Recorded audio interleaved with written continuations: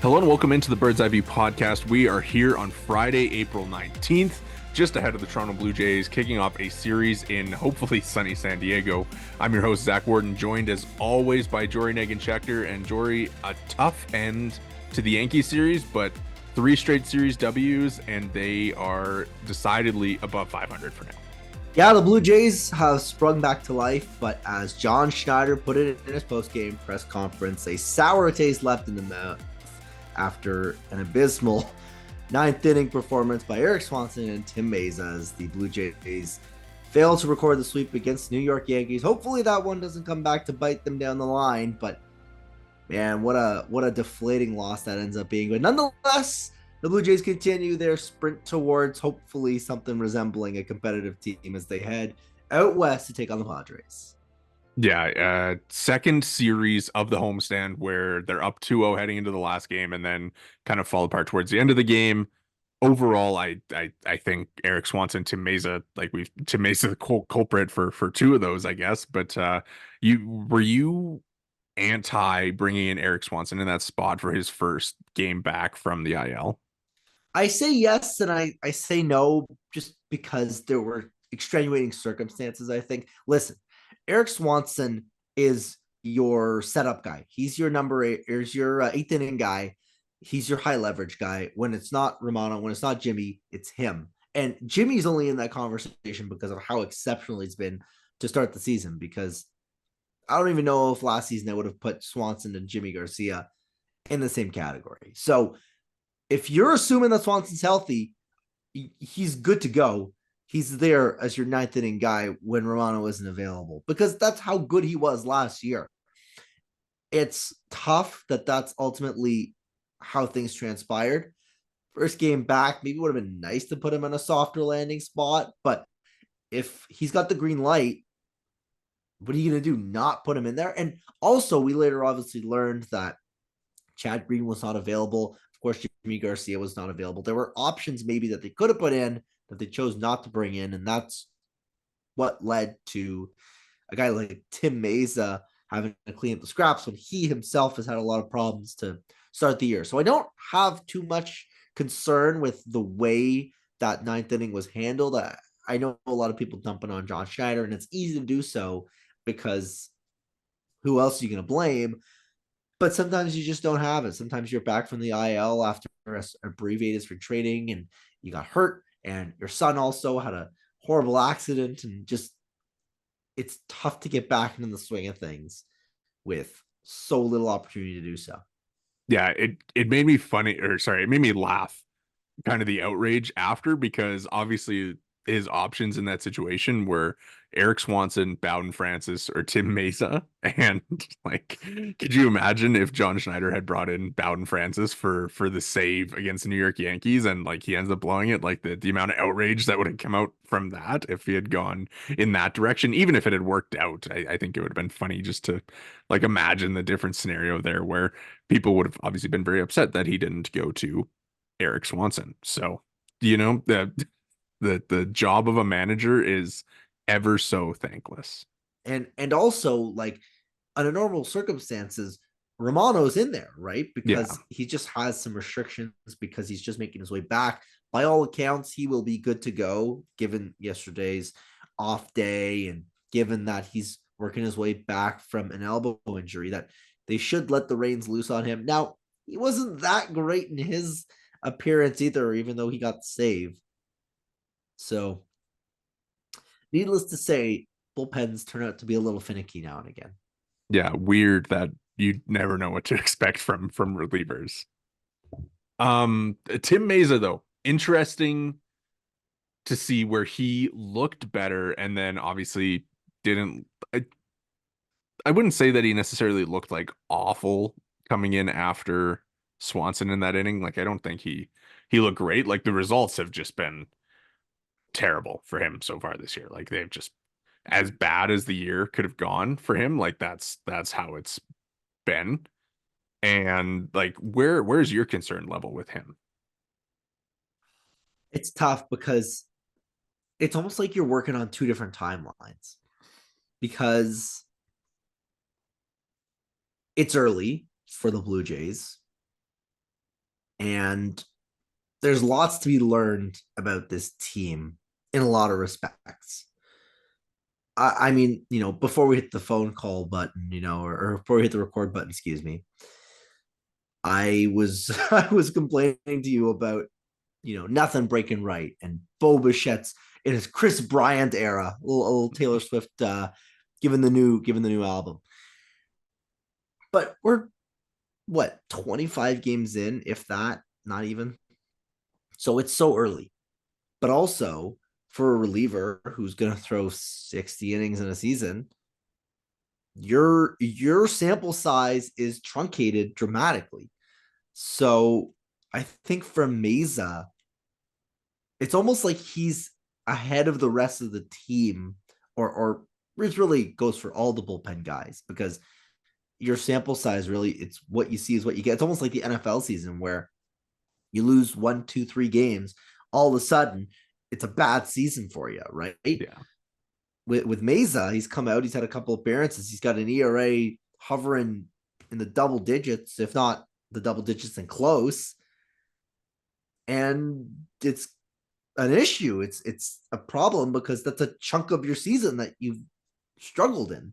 Yeah. Well, I mean, he gave up 9 earned runs last year. He's already given up 7 this year. Gave up 2 home runs last year. Already given up 2. Walked only 15 hitters last year and has already walked 7 guys this year. And I think that's probably where you're a little concerned, is more like kind of on the command side, right? Where like he's walked 7 guys, he's only struck out 6. And the walk rate, it went from 7% last year to 19.4% this year. And it's not like he's a flamethrower who has his success by, being effectively wild with great stuff, right? Like he's a command guy who's in there to get lefties out and like throw the sinker and generate soft contact. And he has not been doing that this year. Yeah, and I mean, like, let's be real here. Last year right now looks like the aberration because he'd been effective, but certainly wasn't a shutdown reliever in the same way he was last year in the years prior to that. So it's kind of like, again, just the nature of the position. He looks like he just isn't a high leverage arm anymore, which is crazy because of how good he was last year. It's he's not the first reliever to go from having really high expectations and having like 3 great seasons in a row to having a bad season, right? Like how many times have good relievers done that? Last week on the pod, we were talking about Craig Kimbrell, right? And he's a guy who, like, you never know what you're going to get from him. Like, you during his prime, obviously, like, when he was with the Braves, you knew what to expect. He was probably the best closer ever through his first handful of seasons, and then he just fluctuates between being good and bad. And is a perfect example of like an all-time great reliever who just has, you never really know exactly what you're going to get because he's a reliever. Well, even still, like, this is a bullpen that in theory should be a top 5 bullpen in baseball, just based on the sheer depth from, Romano. When you work your way down, you got Chad Green in there as like a 7th inning guy. You work your way down, you got guys like Tim Mesa in theory now who are low leverage arms that had ERAs of 1.7 or whatever it was. Or Bowden Francis last year was exceptional last year, right? So there's clearly depth here to this bullpen that they should be able to lighten the load if Mays is going to take a step back, or if anyone's going to take a step back, right? There should be enough arms in there that they can soften the landing. Yeah, and I feel like you get a little bit more season under Eric Swanson's feet. You get a little more season under Jordan Romano's feet, and things will probably start to turn a little bit because you'll be a lot more confident in those guys at the end of the game and kind of being a little bit more game ready, or like MLB game ready. We can say those guys, like the more they pitch, the better that they're probably going to be, and then that limits the amount that you need to use a Tim Mesa or the amount that you need to use a Trevor Richards, I guess, if you want to kind of look at that, even though he's been pretty solid this year. But I think just the further out that we get from April and from both of these guys' IL stints, that the better that the bullpen will just overall look. And also, don't forget, like, Romano was 96. 97. He might have touched 98. Like that will increase as the season progresses. And the same would go for Swanson, even though he's not a huge velo guy. Their pitches will sharpen into focus, right? I, It's I it think with those two, it's only a matter of time. Yeah, it's funny because like earlier this week we recorded an episode and the title of the pod was like the Blue Jays bullpen looks sharp, and now we're kind of like and maybe Ah, not so much, but I mean when you look at it, I think Jimmy's been outstanding. He's been probably one of the top 10 relievers in baseball. Chad Green has been good. I'm not 100% sure how we feel about like we talked about it last pod where the results have been good this year and the process has maybe not been as good, whereas yeah, last year it was the opposite. yeah. The And results then have kind of belied what is actually maybe happening under the hood. But yeah, that's the bullpen. That's the reliever position, right? It's yeah, it's really kind of what have you done for me lately? And maybe that's not the most sustainable of success, but if he can carry this into May, June and sharpen out those under the hood metrics, like yeah. then you're quite happy, I'd say. And that It's goes for every guy, right? Yeah, it's funny because even with him, like he's giving up like his home runs per nine is pretty high. His home run to high or fly ball rate is pretty high, and it's just kind of like the strikeout numbers aren't totally there yet. So obviously, like having the good results despite that with the home runs and the fly balls, but is really a positive sign for him. I think like where kind of the bad feelings from the bullpen has just kind of been the two lefties with Cabrera and Meza being decidedly not who they were last year. Yeah. Well, hold on, because I'm gonna try to tee up here. Um, there are some lefties in the minor leagues that you have expressed some belief in. I mean, you want to talk like you talking Mason Fluharty? You want to get him up here right now? He needs a 40-man spot, but there might be I somebody on mean, the way out.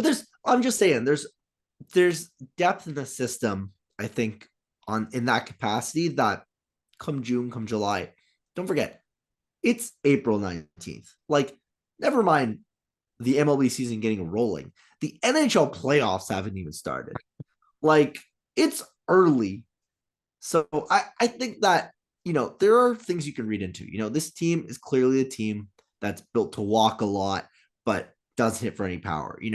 We can read into that. We can read into, Justin Turner is hitting the ball pretty well, probably some regression baked in, but he clearly looks like he's still got it. You know, a guy like Tim Meza, you can see that he's struggling with his command. You can read into that. But bigger picture, more substantial stuff about this is this guy's season, there's still time to turn that around. Yeah, we can move on from the bullpen. I just want to propose this to you, Ed, because we had talked about earlier this week about what you do when you bring back Romano and Swanson, and of course they decided to DFA Mitch White and send Nate Pearson down.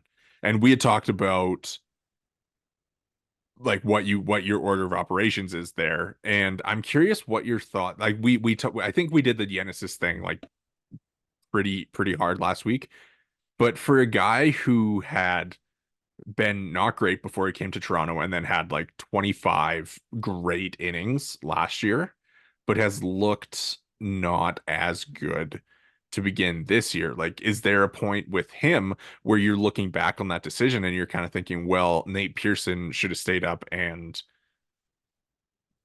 Cabrera should have gone? And I mean, I'll Well, also with that too, I'll just get you to answer both of these at the same time. But with the Mitch White thing, um, do you think he's going to get claimed? I think we kind of talked about it last week where we decided that he wasn't, but then like kind of after we were texting and I was like, well, Wes Parsons was probably going to get claimed, so I feel like Mitch White probably will. I still don't think Mitch White gets claimed. I just don't really see. He's just so dime a dozen. I don't think I have any concern with that. I do think, and even John Schneider said it, that Nate Pearson is going to be a big part of this club this season. It, by all accounts, sounds like they have plans for him to be an arm, potentially a leverage arm. And he just was a victim of the numbers game as far as you have options and you're right-handed, so you're on your way down. But there will be injuries.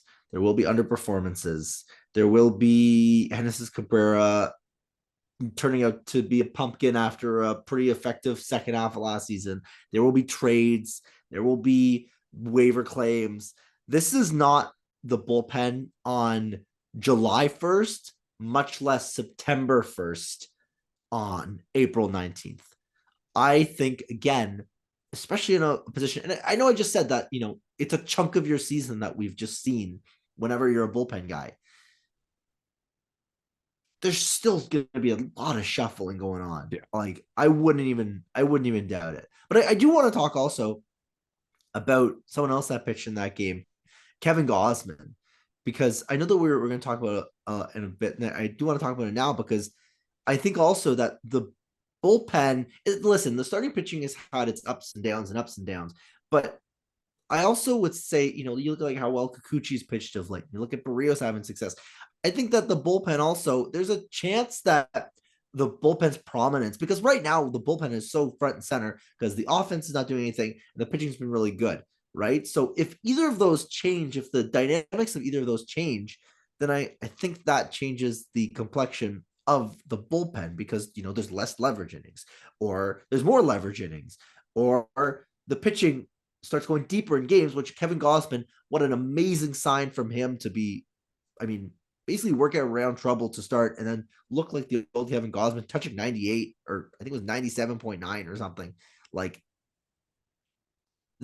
this bullpen, there's a lot to be learned about this bullpen because there's a lot to be learned around this bullpen in terms of what's going to slot in, what's going to slot out, what's going to change around them. Yeah, I think that's a great point. I mean, I just pulled it up from like last April, the Blue Jays bullpen, and it was Eric Swanson, Jimmy Garcia, Jordan Romano, Zach Pop, Trevor Richards, Adam Simber, Anthony Bass, Tim Mesa. Yeah, a completely different bullpen. Yeah, Like there's so 3 or 4 arms in there that are not there. And that could be the case this year too. Now, again, this does remind me because I know that whole Chad Green option thing was all over the place as far as what could happen. Is it a 1 year or 2 year deal with him? 2 years. 2 years. So Yeah, so they lined he, him up with the Vlad and Bo window. which is, I don't know. It's not the most improbable thing that you could see, maybe like a swap if things go sideways, but it's too early. Yeah, no, I don't even want to touch trade talk yet. I don't want to go there. I don't think that we're in the realm of trade talk at this point. But I'm you know, like you mentioned, Gosman was great, and the rotation has just been like it's been the rotation of last year.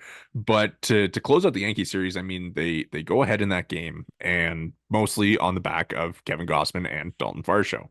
And Daulton Varsho all of a sudden has a 122, 126. Let me just pull it up here, but a 122 WRC plus and is on pace for like 30 some home runs now. He leads the team in homers. Are you feeling confident in this Daulton Varsho that we've seen since the Blue Jays got back to Toronto? It's Daulton Varsho. Bounce. No, absolutely not. Um, ah, I hope so. I don't know, man. Those were 2 cheapy home runs. I don't think either of them eclipsed 100 miles an hour out of the ballpark. I think the second one was 101. 101. Like, I don't know, man. I don't know. He needs to be better. And that was the first sign of life out of him all season. And all of a sudden, he's like probably their third best hitter, second best hitter by WRC plus. Like, So let me so there's some things that make me confident and there's some things that don't make me as confident in him. I look at the numbers so far and obviously very small sample size, can't really draw a ton of conclusions, but we can kind of look at the process. And he's walking more. And I know he talked about there was an article Arden's Welling released this morning where like Springer helped Varsho, but Varsho kind of talked about not tinkering as much this year and trying to stick to the process, especially after what we saw from him in spring training. And to me, like him saying that he's going to stick to that process. And we've kind of seen that where he's been walking more to begin the year, not as much as he did in spring training, but he's walking more, striking about the same as he always has. And his hard hit rate is up. The infield fly ball percentage is also up, but considering where that was at last year, as far as like that increasing as well, I'm sure that we're going to naturally see that come down a little bit. I think the home run to fly ball will come down a little bit. Like, I don't think he's a true 35 home run hitter. But when we look at it, he is hitting the ball harder more often this season. He is walking more, and the barrel rate is unchanged from last season. So to me, like what we will see is at least an improvement at the plate. Like there will be a definitive improvement over what he was last year. So like we talked about this before the season, right? Like where he's probably a true talent, like 100 WRC plus player. Like he's a league average hitter. And I think that's probably where it'll settle over the long term. And we're just coming off like that hot stretch right now. I also think with Varsho, we talked about this before the season, that the vibe with him, like he leads the league, or he's like top 5 in the league in defensive runs saved. Like the thing with Varsho is he can be an extremely frustrating bat to watch. He can be like extremely league average and be hitting these cheapy home runs to right field. And he's going to be extremely valuable almost in spite of himself, because he just is a Hoover out there catching everything.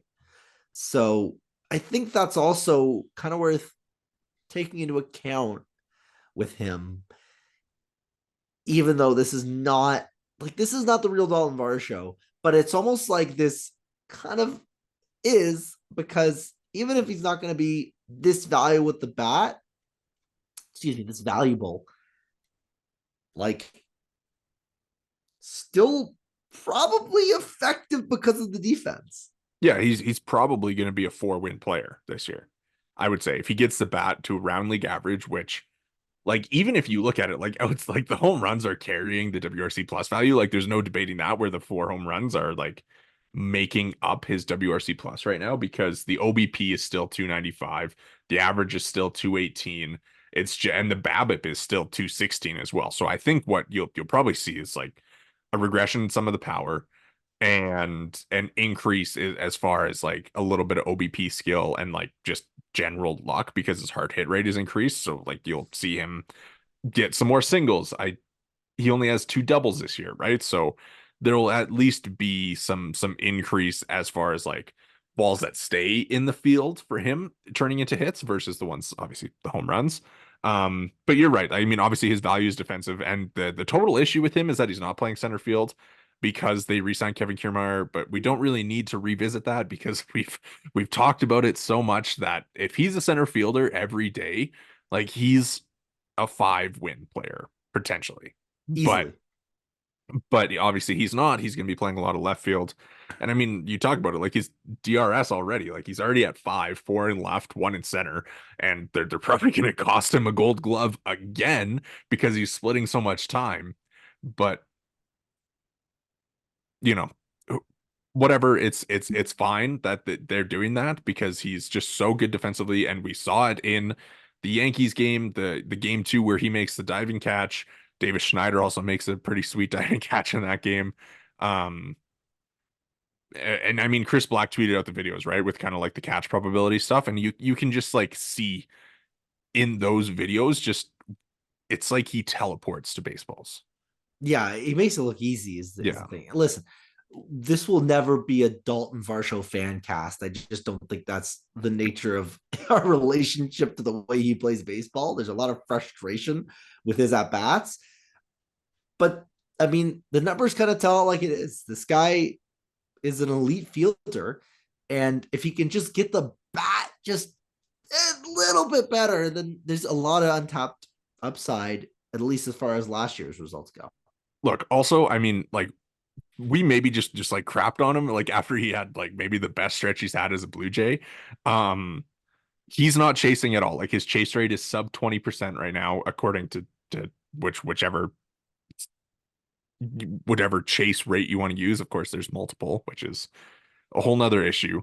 But he, has made some process changes at the plate, and I don't want to sit here and be like, well, he's just going to be a league average guy when he's obviously hit some home runs to begin the year.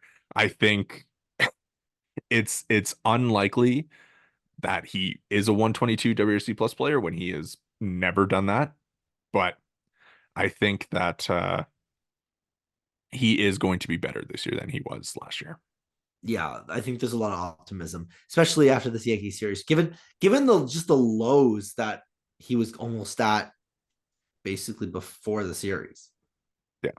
And I mean, like 4 home runs in 6 games is like you're not topping that, And I think we'll see how it goes. I mean, they have it's kind of funny. They have like a tough schedule coming up with the Padres and the Royals because the Royals have been so good. Um, and those are two parks where the ball does not travel at all.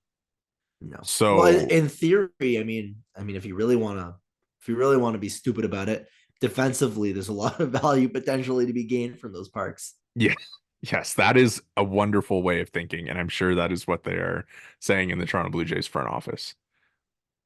Um, but so that does kind of beg the question, right? Like the Blue Jays are about to go into these fields where there is not a lot of you need to really hit the ball hard to get it out. And I mean, it's been beaten to death on Twitter where the Blue Jays have not regressed, like they've totally changed the way that they operate from where they used to be like one of the hardest hitting teams in the league, one of the most ferocious offenses, and now they are one of the offenses that walks the most, that strikes out the least, that puts the ball in play the most. And obviously the results are unencouraging because you're not, I don't want to use the word, but you're not doing damage and you're not driving the ball as often as they used to.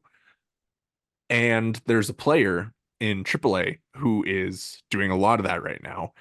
And I want to get your thoughts on Orelvis Martinez and when you think is the right time to bring him up. I wish he played third base still, man. I wish he played third base. Gosh, he hits back to back, just absolute moonshots on Wednesday night, Thursday night. This Go guy, ahead, back to back, go ahead home runs in the ninth inning to extend his hit streak to 12 games. and one of those against noted former Blue Jay and Anthony noted former goes. outfielder Anthony Ghost. This guy looks sick, man. I don't know. There's been a lot of like weird vibes the last few years about hitting prospects, like Davis Schneider, but there was never really like a hitting prospect that you were kind of like, oh, this is a middle of the order force. Like even with Schneider, it was kind of like, excuse me, it was kind of like, who knows if this guy can translate it to the big leagues. He's a little old for his level. Orelvis Martinez is a certified top 100 guy with an OPS in the mid 900s. He's raking right now and looks kind of sick.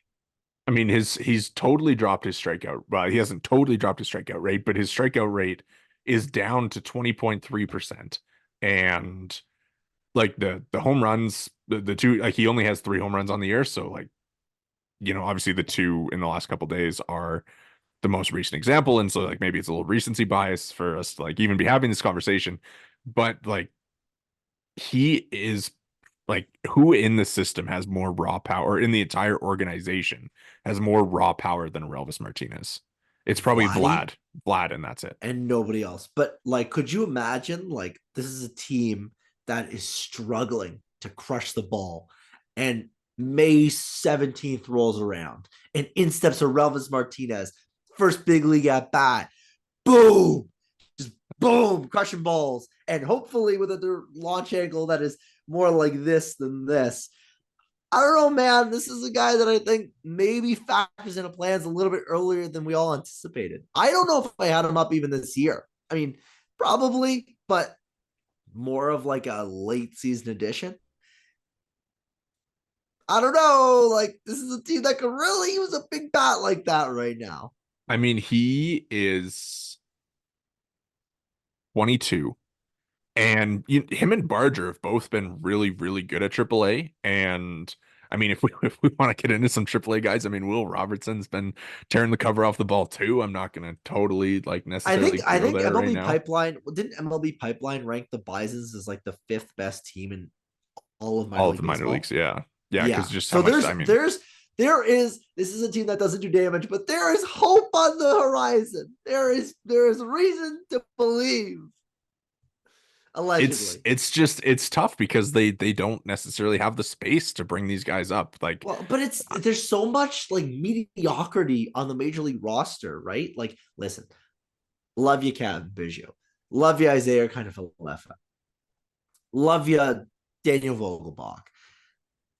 None of those guys should stand in the way of your best hitting prospect since arguably Vlad pushing up to the big leagues.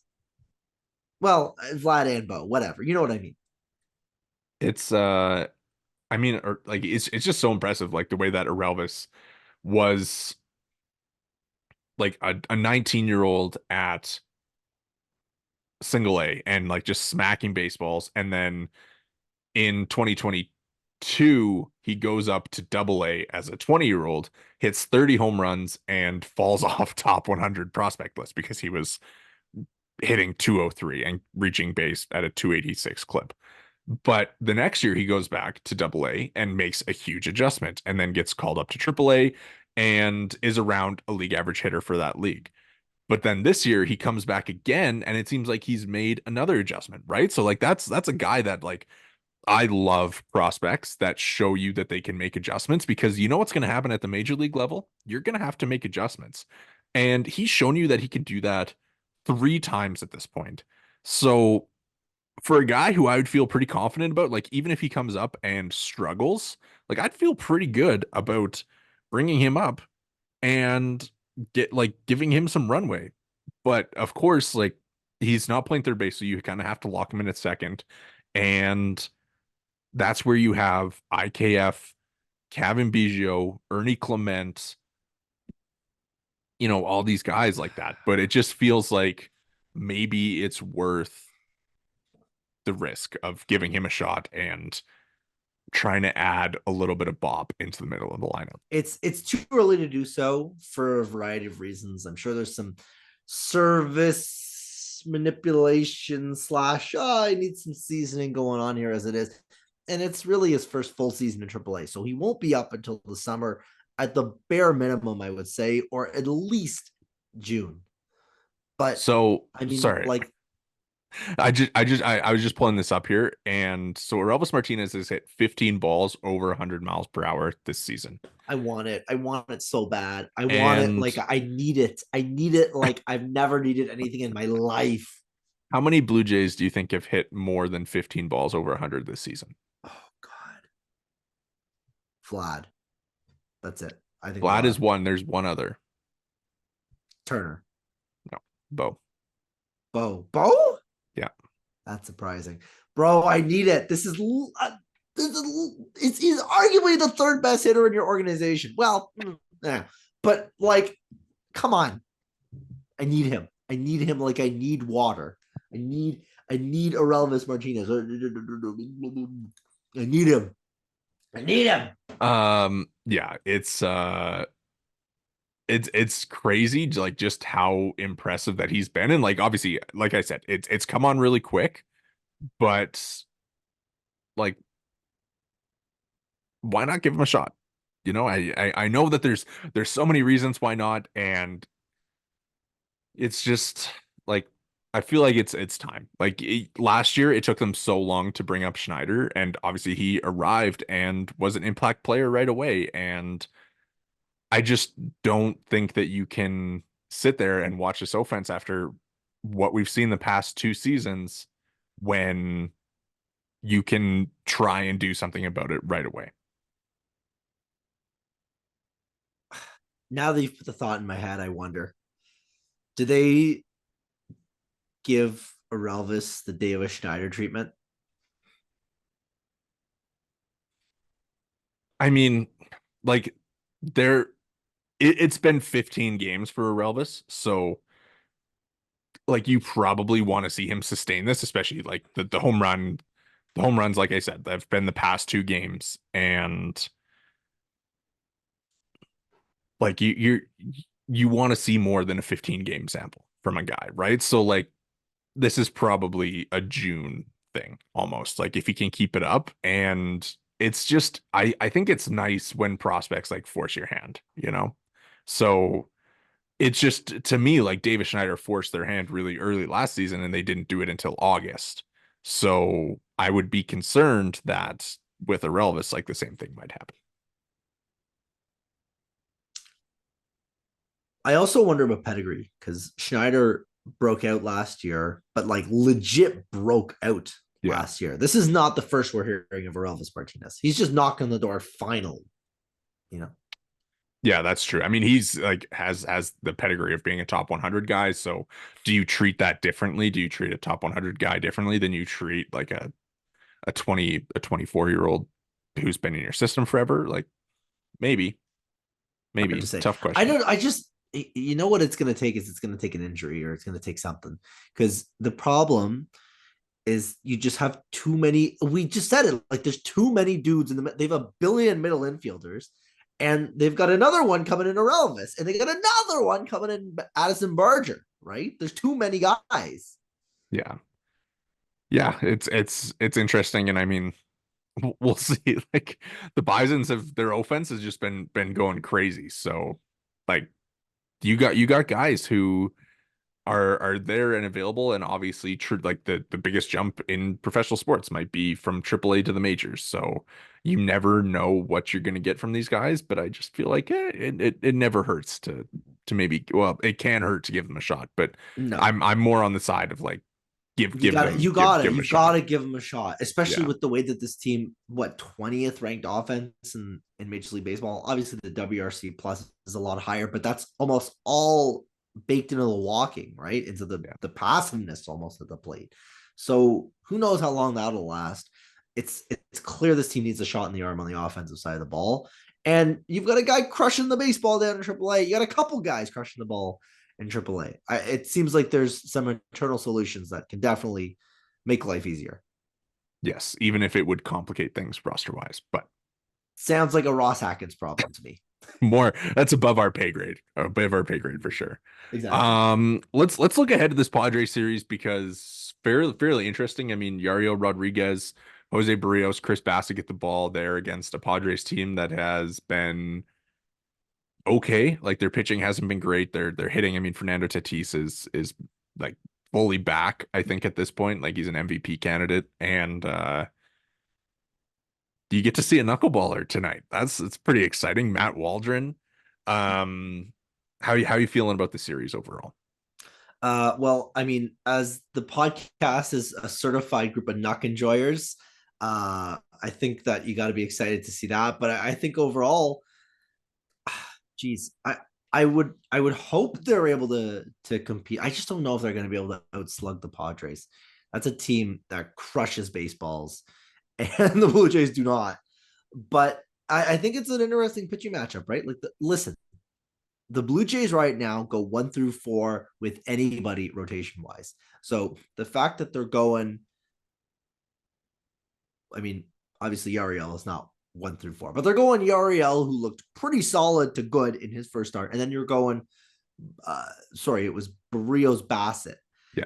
So like, I'll toss those guys up against anybody, especially Padres don't even know who's going game 2. It sounds like so.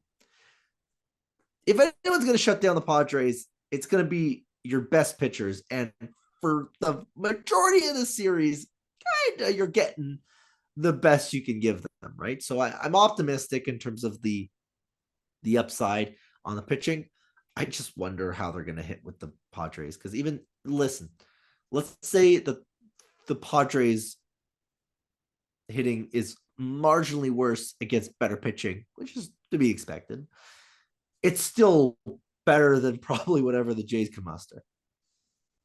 Yeah, I'm just kind of looking right now and like Xander Bogaerts has been been really bad. And that man, that contract, like that's a tough contract right there, especially since in if you look at it in a vacuum, like did that cost them Juan Soto?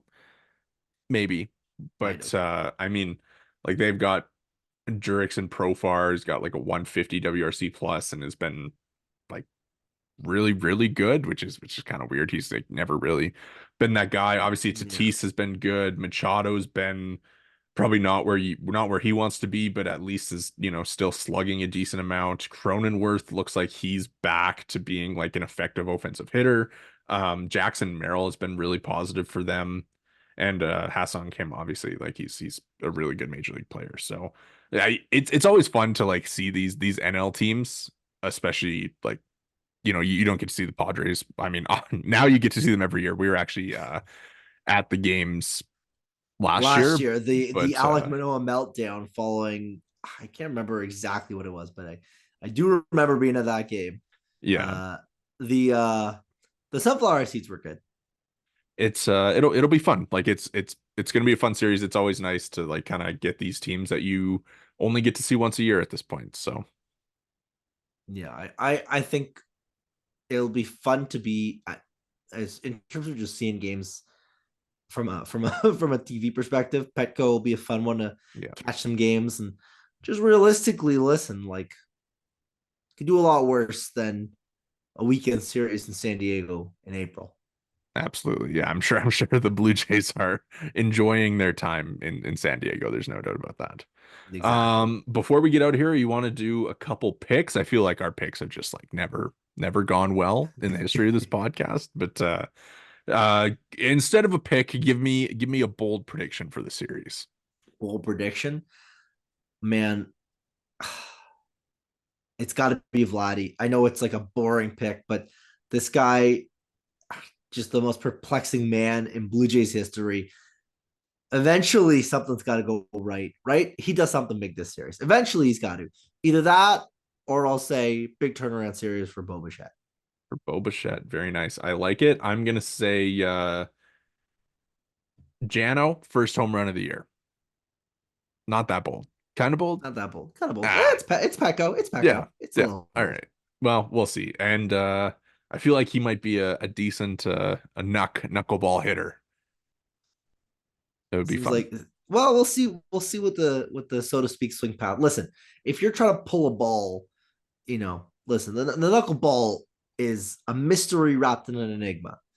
But when you talk about pitches that you can potentially pull, seems like it might be one that you could probably do some damage You could against. probably be on time with the knuckleball. You could probably be on time doing a knuckleball. All right. Well, that's going to do it for us here today at the Bird's Eye View podcast. Thanks so much for tuning in. Follow or review wherever you get your pods. If you're watching on YouTube, like and subscribe. If you're not watching on YouTube, you can follow us there at Bird's Eye View Pod. You can follow us all on Twitter. I'm at Worden_Zach. Jori is at J Negin-Shecter. The pod is at BEV_pod. Thanks so much for listening and enjoy the weekend series.